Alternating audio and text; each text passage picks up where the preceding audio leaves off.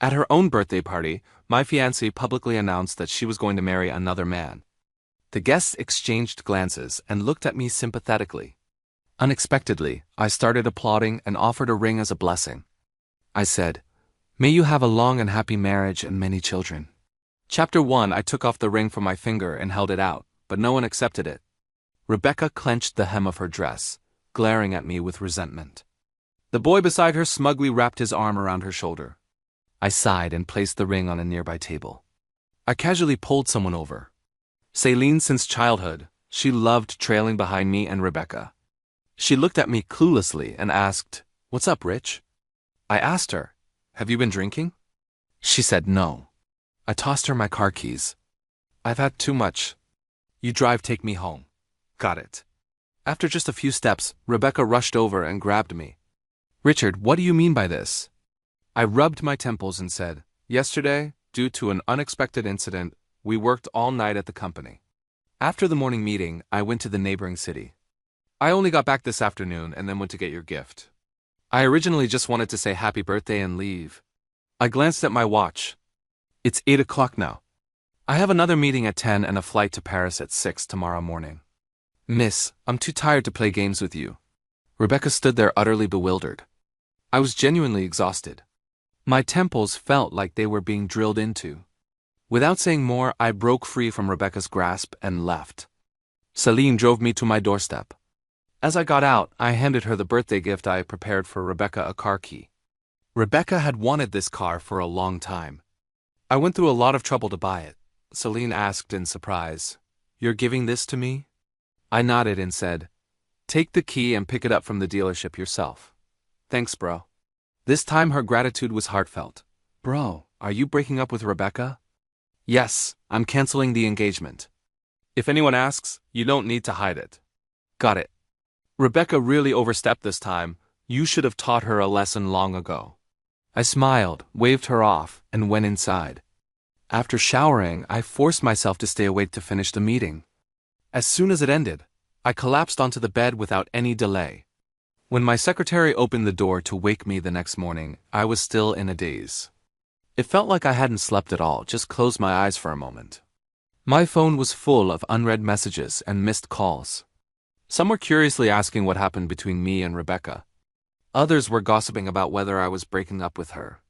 Some expressed concern about how I was doing. Most echoed Celine's sentiments that I should indeed teach Rebecca a lesson. Everyone thought I was just using this opportunity to curb her spoiled behavior, and that we'd reconcile afterward. After all, in their eyes, I was hopelessly in love with Rebecca, loving her to the point of losing all principles. Chapter 2. Rebecca was the girl I liked when my feelings first blossomed in high school. Back then, she was beautiful and flamboyant, bright and dazzling, impossible to ignore. I was no exception. So I confessed to her, "Rebecca, will you be my girlfriend?" She looked at me with a hint of disdain and said, "Top student. I don't like goody-goodies." Because of her words. In my youthful recklessness, I did many absurd things: smoking, drinking, skipping classes, clubbing. I started hanging out with Rebecca. Until one day, she appeared before us arm in arm with a refined-looking boy. She said, "Let me introduce my boyfriend." I suddenly realized it wasn't that she didn't like good students, she just didn't like me. Rebecca couldn't swim, but was as promiscuous as they come. She had many boyfriends. Later, in our sophomore year of college, I got engaged to her. Skipping the dating phase, we became fiancé and fiancée. This hit a nerve for her. She wept bitterly but said viciously, "You resorted to such unscrupulous means just to be with me. Don't you know I'll never like you?" What did I say back then? I remember. I told her, "It's okay. I don't need you to like me. I just need you to marry me." From sophomore year until now, Rebecca has been my fiancée for 6 years. In those 6 years, her flirtatious behavior never stopped. She flirted with and dated different men. Sometimes I'd help her clean up the mess. Each time I'd only ask her one question. "Did you sleep with him?" She'd ask, "What if I did?" "What if I didn't?" I'd tell her, "If you did, you're free." But she was strange. Despite having countless admirers, she never let anyone touch her. I really didn't know what she was holding on to. Chapter 3. It was 3 days after I returned from Paris. During these 3 days, I had no contact with Rebecca. However, people in our circle frequently informed me of her whereabouts. For instance, the man she said she was going to marry had already been dumped by her. She was hanging out in bars every day with people from our circle. Even Bruno threatened to sever their father-daughter relationship. Moreover, the car I gave to Celine was bought back by her at twice the price. What surprised me even more was that when I got off the plane, I saw Rebecca. Even wearing sunglasses couldn't hide the paleness on her face. She said, "Dad wants to invite you over to our place for dinner." "Sorry," I replied. "I have other things to do and can't make it. I'll personally call Director Liu to apologize." Rebecca looked at me. After a moment, she turned and left, leaving only a cold, "Suit yourself." I didn't mind and drove straight home. I wasn't brushing her off, I really had things to do. Grandfather had called me, asking me to come home for dinner. He said it was for dinner, but in reality, it was to receive a lecture. "I heard you had a conflict with Rebecca." He was giving me an out, but I didn't accept his gesture. "Grandfather, I want to break off the engagement with the Liu family." Grandfather's face darkened. "Rebecca is a bit willful. Do whatever you want, but I absolutely won't agree to you breaking off the engagement." "No, I want to call it off." Grandfather slammed the table. "Kneel down." I obediently knelt before him. "Do you know how much loss we'll suffer if we break off the engagement with the Liu family?" Of course I knew. Since our engagement with the Liu family 6 years ago, in 6 years, our cooperation with them had become increasingly seamless. Not to say we share glory and loss, but separating now would at least peel off a layer of skin. But I smiled lightly and said, "What if I can make up for that loss?" Grandfather calmed down. He tapped his fingers lightly on the table. "Then we'll talk after you've made it up." So after leaving the old house, I sent a message to my competitor. "Miss Lee, do you need a husband?" Chapter 4 Emily was the quintessential golden child among our generation. No matter who it was, at some point their family would say, "Look at Emily, a well-rounded, wealthy beauty who excelled in every aspect." She disdained associating with us spoiled rich kids. It was only after I started taking over the family business that I had interactions with her. How should I put it? The golden child my parents always mentioned. I finally had my revenge. Last month, she and I bid on a piece of land at the same time. I won. I narrowly beat her price. This victory has kept me smug in our circle to this day. After sending the message, Emily didn't reply for a long time. Not until 11 at night did she finally respond. She sent a question mark. I excitedly bounced up, hugging my phone with a wide grin. I called her directly. "President Lee, are you busy?" Emily chuckled politely. "What brings you to call me, President Wang?" I got straight to the point. "Have you considered the question I asked you earlier?" Emily was silent for a moment. Then she said, "Husband." I took a sharp breath. Although she spoke without emotion, that word hit me right in the heart. Did she just call me husband directly? Should I reciprocate? While I hesitated, she spoke again. "Are you trying to introduce me to someone, President Wang?" I was speechless, so it was a question. Good thing my mouth wasn't faster than my brain. So I said, "Mainly, President Lee, you're at a marriageable age and I happen to have a suitable candidate. I wonder if you're interested." "Who?" "Me." Dead silence. Silence is the flute bidding farewell. Silence is the bridge of parting tonight. When I looked at my phone, the call had ended. A bit awkward. Of course, I wasn't going to give up that easily. So the next morning, I went straight to Emily's company. Seeing me, Emily frowned slightly, her gaze evasive, as she said, "Do you need something, President Wang?" Was she pretending to forget? I wasn't going to indulge her. I said directly, "Opportunity knocks but once. Marrying me is a guaranteed profit with no loss. Place your order now and enjoy an ultra-value bride price package." Emily was speechless. She bit her lip and looked at me, saying, "Are you serious?" I said, "Did you think I was joking last night?" She said, "No. I thought you were drunk." "All right." Then, I looked at her sincerely and said, "And now, will you consider me?" Emily sized me up for a long time and said, "I heard you had a falling out with Rebecca." "Seems true. But if even she doesn't want you, why should I take you?" She didn't refuse outright. That meant there was room to negotiate. So I said, "For the project on New D Street, I'll give you a 0.5% discount." Emily twirled the pen in her hand and said, 3%. Exploiting the situation, I looked at her incredulously. 1%, 3%, 1.5%, no more. 3%, I was starting to grit my teeth. Don't push it. 2% at most. Deal, I was speechless. Emily said, "It's not about the money. I just like helping others." She's a total gold digger. Chapter 5. With things settled on Emily's side, I felt confident enough to negotiate with the Liu family. So I arranged to meet with Rebecca's father, Bruno. Unexpectedly, he brought Rebecca along. I hadn't seen her in a few days. She appeared even more despondent. Before entering the private room, Rebecca grabbed my arm. "Why didn't you call me?" "What?" "Our engagement is between the two of us. If you wanted to discuss it, why didn't you talk to me?" I looked at Rebecca quietly. Sometimes I really envied her. Even now she's still so naive. I spoke. "You're mistaken. Our engagement has never been just between the two of us." Rebecca stared blankly at me, her face pale. When we went in, Chairman Liu was already seated at the head of the table. We exchanged a few pleasantries. He said kindly, "I know Rebecca made you angry. I brought her today. She's an immature girl. If you have any complaints, feel free to speak up. Uncle won't be biased." I smiled and said, "I took the liberty of inviting you out today to discuss the marriage between me and the Liu family. Chairman Liu, I intend to dissolve this engagement." The relaxed atmosphere instantly froze.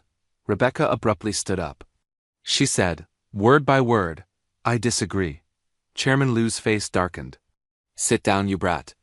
Rebecca met her father's gaze and sneered, "What's wrong? Deciding behind my back again?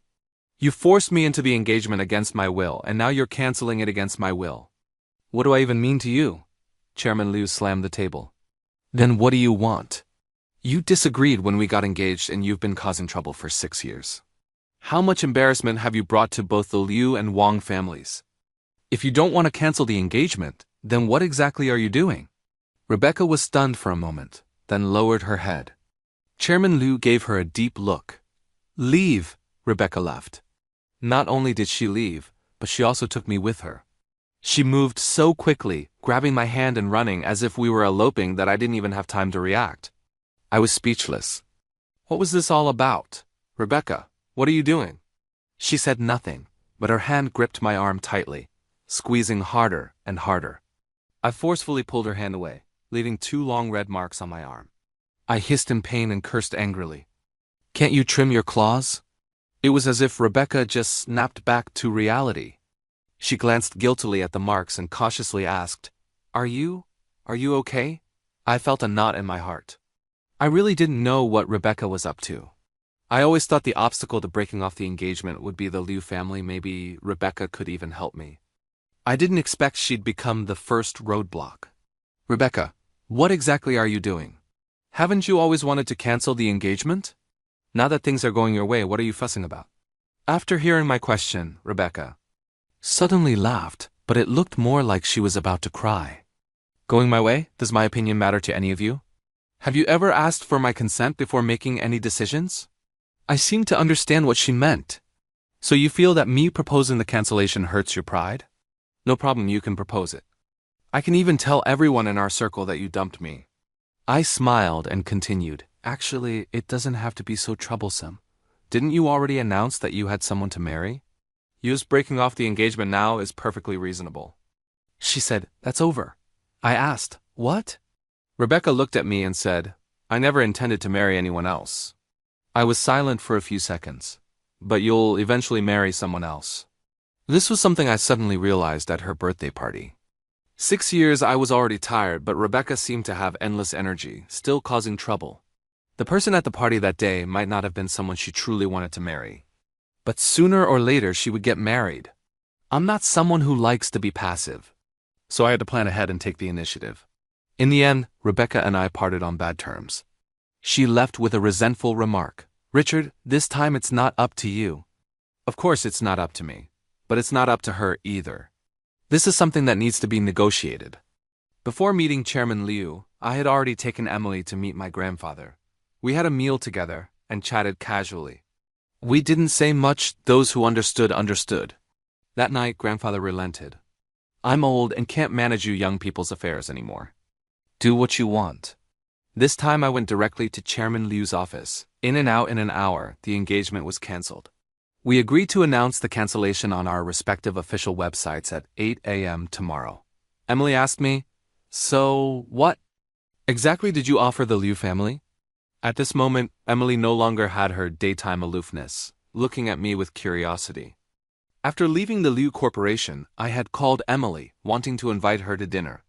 She directly told me to come to her place. I was a bit hesitant at first. Then I thought since our relationship was about to change, it wouldn't hurt to test the waters in advance. Turns out I overthought it. She was just off today and didn't want to go out. She didn't have any particular hospitality. She just had Aunt Jan cook 2 pre-packaged meals and opened a bottle of wine. But it was quite relaxing. I said, "You're overthinking. Am I someone who would swallow my pride?" Emily tilted her head, looking at me as if eager to hear more. I explained, "Actually, the Liu family doesn't have much to hold over me.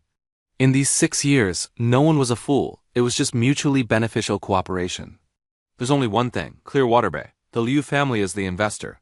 If I break off the engagement, they'll withdraw their investment. If they withdrew, that land would be stuck in my hands, breaking my capital chain. So I urgently needed someone with funds, strength, and willingness to be a big, great person." I looked at her with sparkling eyes. Emily was speechless. She said, "Don't look at me like that." I was full of confusion. She said disdainfully, "You're making me feel like a big fool." My heart skipped a beat. Could she read minds? So I said, "How could that be? You're my savior." Emily sneered silently, a look of disbelief on her face. So I teased, "Look, to repay your life-saving grace, I'm even offering myself to you. If you don't believe me, I can offer myself anytime." Emily blushed and said, "Stop being inappropriate." Seeing that it was 9:30, Emily and I both took out our phones. I said, "We're announcing the news tomorrow. Tell me, would it be a bit unkind if I shorted the Liu stock when the US market opens?" Emily let out a short laugh, ignoring me. I looked at her curiously. "What are you doing?" Seeing her phone screen, I hissed and said, "You're being unkind." Emily looked up and said, "Right back at you." I had a bad feeling. "Whose stocks did you buy?" Emily said, "Of course, the Liu family and the Wang family." I was speechless. The next day, the news of the broken engagement arrived as planned. The internet exploded, and so did the people in our circle. Groups of people called and messaged me asking what was going on. Feeling overwhelmed, I posted a few words on social media. "We've broken up. Please don't disturb." I had no choice, I was too busy. There was also a group of board members to appease. Unexpectedly, Rebecca barged directly into the conference room. My assistant looked helpless. She mouthed that she couldn't stop her at all. Rebecca didn't look well. I could even see the red veins in her eyes, as if she were furious. I said, "Please go to my office. I'll talk to you after the meeting." Rebecca let out a cold laugh and bit her lip. "Richard, you're ruthless, truly ruthless. It was you who said you liked me, you who chased after me all these years, you who insisted on marrying me, you—" Bang! I slammed a folder onto the table, cutting her off. "Elise, please continue the meeting." "Yes, Mr. Wang." I glanced at Rebecca and walked out of the conference room. She followed me into my office. She said, "Feeling embarrassed now, aren't you, Richard? You brought all this upon yourself. I never asked anything of you, never forced you, it's you who kept pushing me." I looked at Rebecca coldly. After she finished speaking, I replied, "Indeed, it's quite embarrassing. But it's not my reputation that's tarnished, it's your Liu family's." Rebecca glared at me intensely, as if she wanted to bore holes through me. I continued, "Rebecca, this isn't the first time you've trespassed into my conference room, but it will be the last. If it happens again, I'll have security escort you out. Rebecca, we're all adults here. Adults have their own set of rules. Not every place is somewhere you can come and go as you please." Rebecca seemed to have suffered a huge blow. Her face instantly turned pale. She murmured, "You said you liked me, Richard. You can't do this." Seeing her like this, I felt a bit helpless. "Rebecca, can you get a grip?" "Yes, I said I liked you, but when was that?" "The first time I told her I liked her was in high school. The last time I told her I liked her was also in high school. We were 17 then, now we're 26, almost 10 years have passed. In 10 years, my interests, tastes, and style have all changed drastically. I've long forgotten what it felt like to like you 10 years ago. Besides, does the fact that I liked you even matter to you? Rebecca staggered back 2 steps. She said, "So you haven't liked me for a long time." Yes, I haven't liked her for a long time. All these years I've done so much and she reacted indifferently as if it didn't matter. Even when I kissed others, she acted like she didn't see it, and afterward, she'd warn them not to spread the photos. I kept testing your limits, but you had no boundaries with me. As long as I didn't sleep with others, it was fine. Huh, as long as I didn't sleep with them. Everyone thinks you're madly in love with me. But only I know you don't love me at all, Rebecca shouted. Why? Why do you say you love me when you want to and say you don't when you don't? Why do you decide to get engaged and then cancel it as you please? Richard, who do you think you are? I was a bit stunned and blurted out because I have the ability to do so now. At the same time, I realized something was off. Rebecca, don't tell me you like me. Rebecca froze on the spot. She instinctively wanted to refute but suddenly held back, saying nothing. I felt it was somewhat absurd. Rebecca, who taught you to like someone this way? Rebecca seemed to see a glimmer of hope. I don't know how to like someone. I've been wrong all these years. I won't do this anymore. Let's not cancel the engagement, okay? It was the first time she spoke to me in such a humble tone. But it wasn't necessary, I said. Rebecca, over the years my criteria for choosing a partner have also changed. When I was young, I liked someone beautiful and flamboyant. But now I like someone who can stand shoulder to shoulder with me. Someone with whom we can mutually respect and understand each other. You're not suitable. Rebecca never met my criteria for a partner, but the Liu family did. I used to think that if Rebecca wanted to fool around, so be it, as long as she didn't cause me trouble. But over the years, it's proven that she is trouble, Emily called me. Your ex-fiancée is still pestering you? I chuckled and said, President Lee, your information is quite up to date. Emily sneered. It's not that I'm well informed, it's that your ex-fiancée is making too big of a scene. I felt a headache coming on. She kept referring to her as my ex-fiancée. Why did it sound a bit sour? But I wouldn't think she's jealous. Emily and I are the same kind of people. If someone were causing such a scene on her side, I wouldn't be happy either. I quickly promised, this is the only time it won't happen again. Emily acknowledged with a hum. After hanging up, I told my assistant to inform the front desk that Rebecca would need an appointment if she came in the future.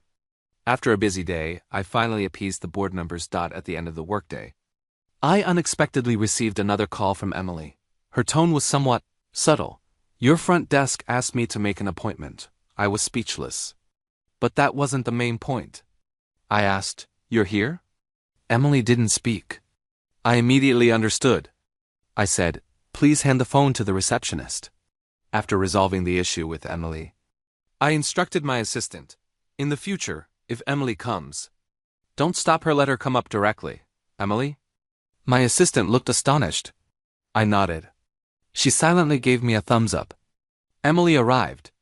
She didn't come empty-handed. She even brought me dinner. I was indeed hungry. But 7 or 8 packets of ready-made meals were a bit excessive. So I tactfully expressed that I couldn't eat that much. Emily was speechless. She said, Can't I eat with you?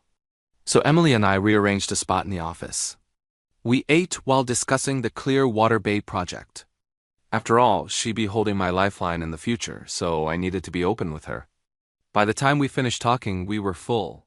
I asked Emily, You didn't come all this way just to bring me dinner, did you? Emily raised an eyebrow. I've already met your grandfather. When are you planning to go meet my parents with me? Her sudden words startled me so much that the water I was drinking got stuck in my throat. I couldn't swallow or spit it out and ended up coughing. Emily looked at me with dissatisfaction and said, You're not thinking of burning bridges after crossing them, are you? I suppressed my cough and hurriedly said, How could I? Only then did Emily's mood soften. She reached out and patted my back. She snorted, pathetic. After a long while, I finally calmed down. I felt a bit helpless. I said to Emily, To be honest, I don't have successful experience interacting with elders. I shook my head and didn't say more. My parents died early. I was raised by my grandfather. As for my grandfather, he's extremely profit-oriented. He grew me solely as an heir. So our relationship has always been based on interests. If I harmed the interests, I'd get punished. Feelings didn't matter, it was all business. But Emily's parents are different. Because the one with whom I have a vested interest is Emily, not her parents. For a moment, I felt a bit melancholic. But Emily didn't mind at all. What's there to experience? Just cater to their preferences. My dad loves tea and my mom loves beauty. I took a deep breath. When? Next weekend. All right, got it. Emily frowned at me. What's wrong? I asked. She sighed helplessly. Don't act like you're marching to your doom. My parents won't eat you. Besides, I'll help you smooth things over. Being with Emily is very comfortable. She understands boundaries and knows when to advance or retreat, never making you feel offended. And since being with her, I've been making more and more money. Could you be my lucky charm? Emily laughed and said, Your ability to attract wealth isn't bad either. Satisfied, I extended my hand. Pleasure working with you. Emily cooperated and shook my hand. Pleasure working with you. I hadn't seen Rebecca for a long time. Just when I was about to forget her, she found me looking haggard. Recently, she'd been acting recklessly. Her clothes were becoming more and more revealing. She stayed in bars later and later. Every day I could see all sorts of wild nightlife on social media. I even received a few calls. They said Rebecca wouldn't leave no matter what and insisted I go. They asked me to consider our past relationship and persuade her. Most of these people were blocked by me. Gradually, things quieted down. I didn't expect her to show up at my doorstep. She stood by the door holding a bottle of wine. She seemed to have lost all vitality, looking lifeless. I pretended not to see her and was about to open the door and go in. Rebecca grabbed my hand. I whispered sternly, Rebecca, let go. Rebecca's hand was trembling. Just as I hesitated whether to take action, she let go. I breathed a sigh of relief. As I was closing the door, Rebecca spoke. I know everything. I was stunned. What? She looked up at me, tears seeming to well up in her eyes. Even her lips were trembling, she said. My dad told me. If it weren't for you choosing to get engaged to me back then, he would have brought his illegitimate son home long ago. Rebecca raised her arm to cover her eyes. He actually has an illegitimate son just 2 years younger than me, and I never knew. The day after we canceled the engagement, he let him into the company and I didn't know. Not long ago, he transferred 2% of the shares to him, and I still didn't know. Until yesterday, he brought him home. He said that's my brother and told me to get along with him. How is that possible? Is he crazy? She said that if it weren't for me, he wouldn't have let his daughter inherit the Liu family's assets at all. He would have brought back his illegitimate son long ago. Rebecca lowered her arm. Her eyes were red. She asked me, Richard, am I a complete failure? I said calmly, yes, a complete failure.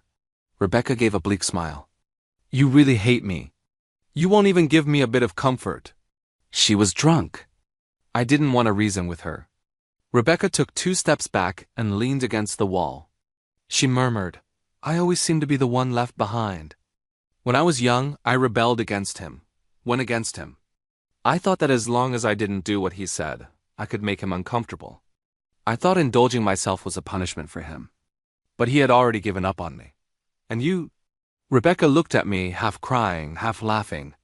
I was still trying to find ways to make you value me more, but you haven't liked me for a long time. I'm the only one spinning in circles while you've all moved forward. You're all moving forward, and I'm the only one left behind. You've all abandoned me. None of you want me. No one waited for me. None of you waited. She kept repeating similar words, completely immersed in her own emotions. I called her best friend. Not long after, she arrived in a sports car. Looking at me, she sighed. What kind of ill-fated relationship do you two have? I smiled without saying anything. Can't you give her another chance? I shook my head. You already called it an ill-fated relationship. She gritted her teeth and angrily helped Rebecca up. I knew she'd regret it serves her right. Rebecca's situation made me lament youth for a moment. But besides that, it didn't affect me much. On the contrary, dealing with Emily's parents was a challenge. Emily's mother loves beauty, but buying cosmetics or skincare products was definitely out of the question, so I finally chose a diamond necklace. A woman loves diamonds till the end. As for Emily's father, The gift had to be tea leaves. I had a few options and planned to have Grandpa help me decide.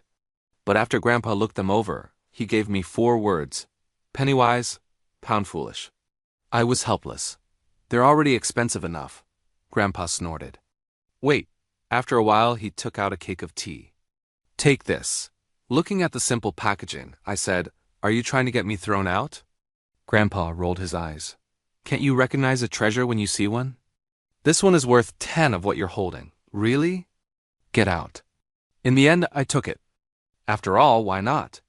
Before I left, Grandpa reminded me, when you go to someone else's house, speak nicely. Listen when elders talk, don't argue. I was quite speechless. I wanted to retort, when have I ever argued? But saying that would seem like arguing. In the end, I could only shut up, aggrieved. Soon it was the weekend. I had the driver take me to pick up Emily. On the way, I was like a mute. The air in the car was suffocatingly quiet. Suddenly, Emily held my hand. What are you doing? Giving you some warmth in case you die of fright before we get there. If I say I'm not nervous, would you believe me? She shook her head. I didn't say anything. All right, maybe a little nervous. So, I directly put my arm around her shoulders. I said, This is what warmth feels like.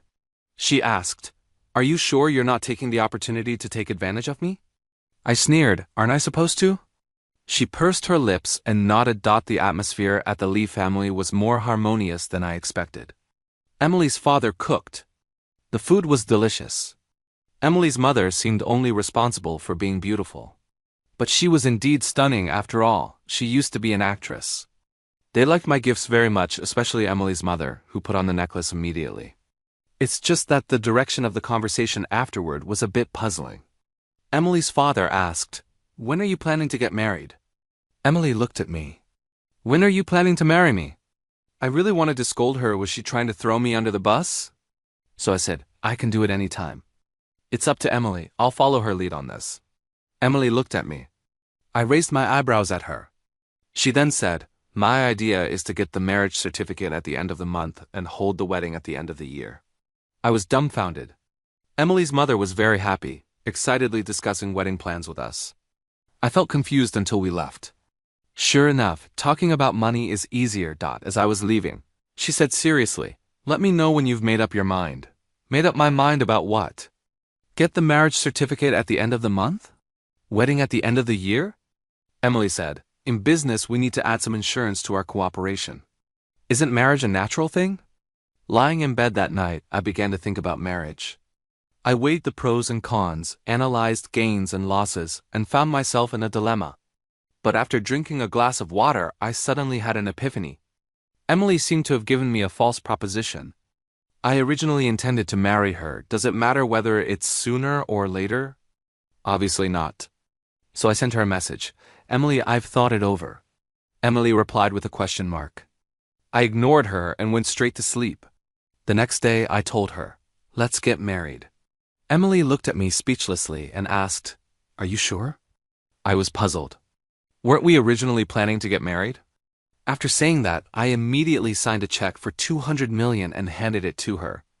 Emily nodded sincerely, saying, Impressive as always, Mr. Wong. It wasn't until years later, after our daughter was born, that Emily told me, Back then I thought you'd give me a romantic proposal. But no impressive as always, Mr. Wong just handed me a check, no frills. So you agreed? Yes, making money is nothing to be ashamed of. Chapter 11. Emily and I scheduled our marriage registration for 3 days later, because on that day, Emily would officially invest in Clearwater Bay. Then, when we announced our marriage certificate, it would be a win-win. Today, someone from the Liu family was coming over to discuss our future collaboration. What I didn't expect was that the person who came was Rebecca. Surprised for 2 seconds, I quickly stood up to shake her hand. President Liu, pleasure to meet you. Rebecca looked at me, gripping my hand tightly for several seconds before letting go. She said, President Wang, pleasure to meet you. Without much small talk, we got straight to the point. What surprised me was that Rebecca didn't take the opportunity to propose any conditions. All the contracts were in accordance with the previous agreements. She said, Rest assured, President Wang, our personal matters won't affect the collaboration between our families. I wasn't sure if Rebecca had done something behind the scenes, but it didn't matter. After all, only a fool wouldn't take advantage of a good deal. So we happily signed the contracts. President Wang, would you like to have a meal together? I nodded and said, of course. Since Rebecca decided to get involved in the company's affairs, we'd have plenty of opportunities to interact in the future. After all, it's wise to leave room for future encounters. Rebecca chose a place I often visited, though it was my first time going there with her. She ordered dishes that I mostly liked, but I pretended not to notice. I raised my glass. Thank you for your hospitality today, President Liu. I hope we have pleasant cooperation in the future. Rebecca looked at me with a bitter smile. Do we need to be so distant? Now that we're no longer engaged, can't we at least be friends? The more friends, the better. I put down my glass and said, of course we can. Rebecca was stunned. Her expression didn't look good. Do you really have no feelings for me at all? I felt a headache coming on. Having been through so many relationships, how did I not notice she was a hopeless romantic? Rebecca, since you're joining the company, focus on your work. Don't think about unnecessary things. Rebecca stared at me without blinking. If I do well, can you give me another chance? I was a bit puzzled. What chance? Rebecca said, Richard, I won't give up on you. I felt conflicted. How should I tactfully tell her that I'm about to get married? Rebecca, you can do anything you want, but not for me. I'm not responsible for someone else's life choices. She said, so all these years you've never advised me.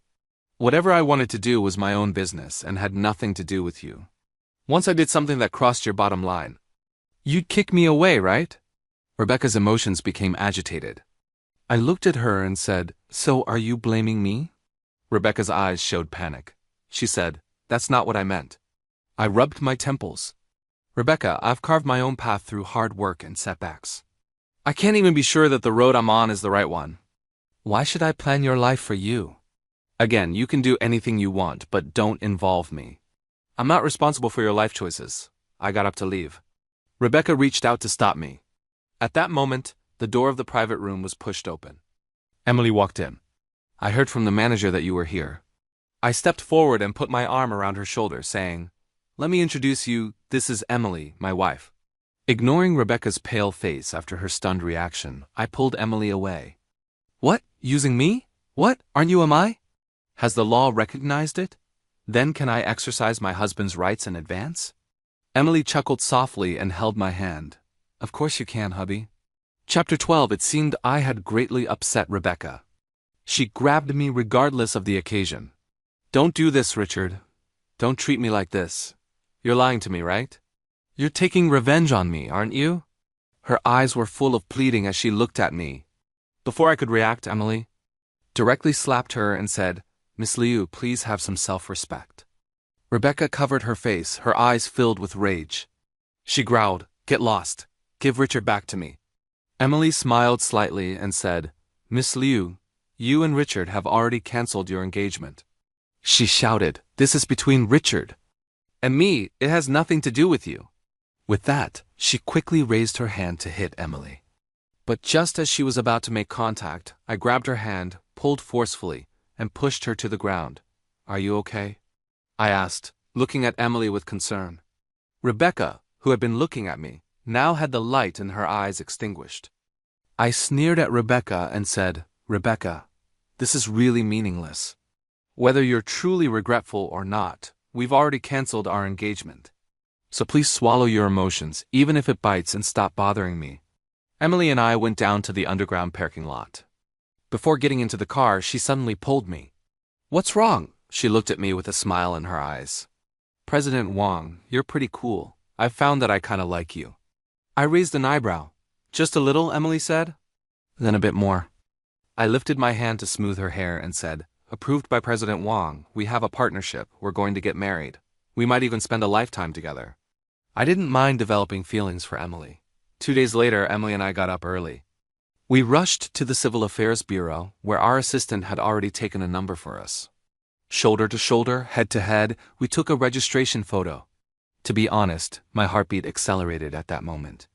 We obtained our marriage certificate as quickly as possible and then hurried back to the company.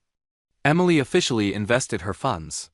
Then our official website posted our partnership and marriage certificate. Mem R. Wang, happy newlywed. Looking forward to our cooperation. Mrs. Wang, happy newlywed. Looking forward to our cooperation. Chapter 13. After registering our marriage, Emily and I moved in together.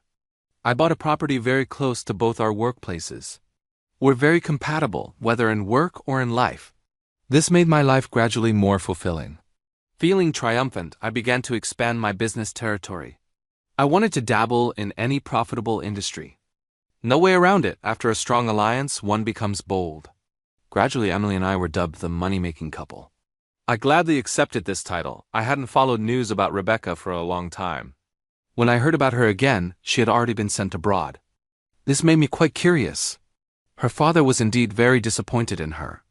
No matter what, she was the daughter he had loved most since childhood.